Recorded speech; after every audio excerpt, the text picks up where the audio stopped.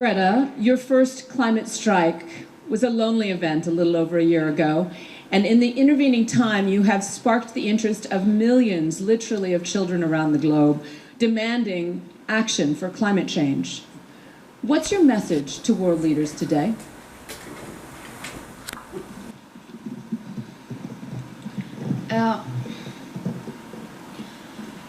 My message is that we'll be watching you.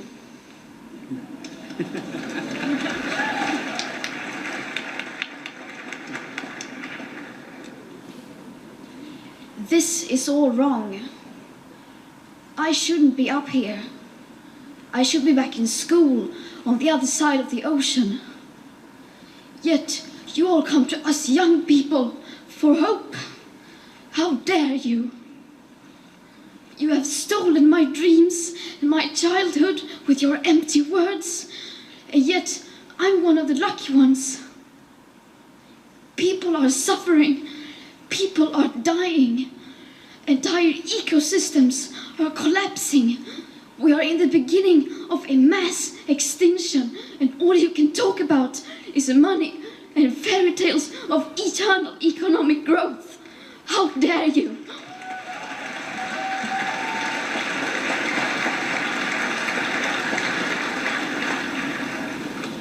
For more than 30 years, the science has been crystal clear. How dare you continue to look away and come here saying that you're doing enough when the politics and solutions needed are still nowhere in sight? You say you hear us and that you understand the urgency. But no matter how sad and angry I am, I do not want to believe that.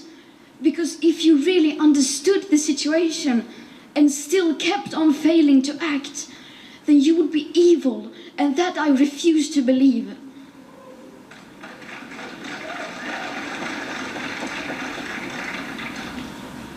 The popular idea of cutting our emissions in half in 10 years only gives us a 50% chance of staying below 1.5 degrees and the risk of setting off irreversible chain reactions beyond human control. 50% may be acceptable to you, but those numbers do not include tipping points, most feedback loops, additional warming hidden by toxic air pollution, or the aspects of equity and climate justice. They also rely on my generation sucking hundreds of billions of tons of your CO2 out of the air with technologies that barely exist. So a 50% risk is simply not acceptable to us, we who have to live with the consequences. To have a 67% chance of staying below a 1.5 degrees of global temperature rise, the best odds given by the IPCC, the world had 420 gigatons of CO2 left to emit back on January 1st, 2018. Today that figure is already down to less than 350 gigatons. How dare you pretend that this can be solved with just business as usual and some technical solutions? With today's emissions levels, that remaining CO2 budget will be entirely gone within less than 8.5 years. There will not be any solutions or plans presented in line with these figures here today, because these numbers are too uncomfortable and you are still not mature enough to tell it like it is. You are failing us, but the young people are starting to understand your betrayal. The eyes of all future generations are upon you. And if you choose to fail us, I say we will never forgive you.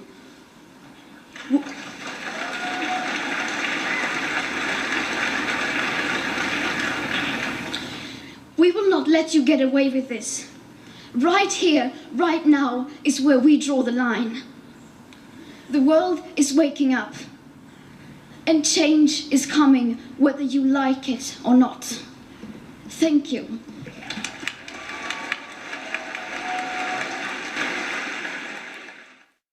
My favorite part of the video is the part where Greta says, "We will never forgive you." Yeah, because I just think it's really powerful. Just, it's a threat in a way, but I just think there's a lot of power to that, and that, you know, there's no second chances for these people in power. We will never forgive you. Think of the pressure on her going before that body after everything she's accomplished, after that most wonderful day on Friday of the world turning out, you know, after a year of her striking and having activated people like Maria and all of these people everywhere, having such a huge event, and then a few days later being at the UN giving this speech. She could have gone a number of ways. She could have stayed at home. Well, she could have gone full gratitude for how great everything had been and like it was a fait accompli, or she could have gone just kind of doing the same thing again, but she came out completely much more impassioned Aggressive than ever before. We're super privileged racially, financially, everything.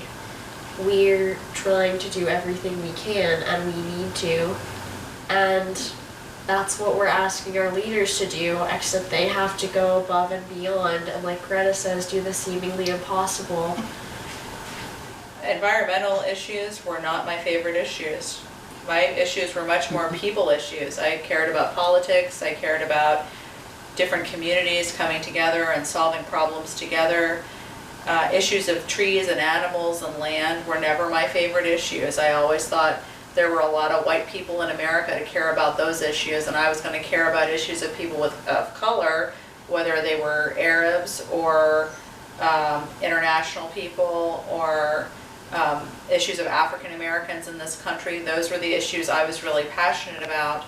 And I grew up in Missoula, Montana, where there were a lot of ethnic, beatnik, earth-friendly people who were majorly like white descendants of Germans living in Montana who loved all that stuff. And I felt like, okay, those are all great causes. You guys have got those.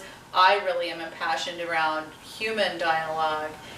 And in that sense, I feel like my mom said a moment ago, which is, yeah, I feel responsible for some of this because these weren't my issues. The issues of my daughter, Maria, were not my favorite issues growing up. Those were issues I kind of left for others, and I went more to the human political dialogue, and now I'm seeing them much more as all interconnected. We screwed up so badly. I probably could have become more politically active.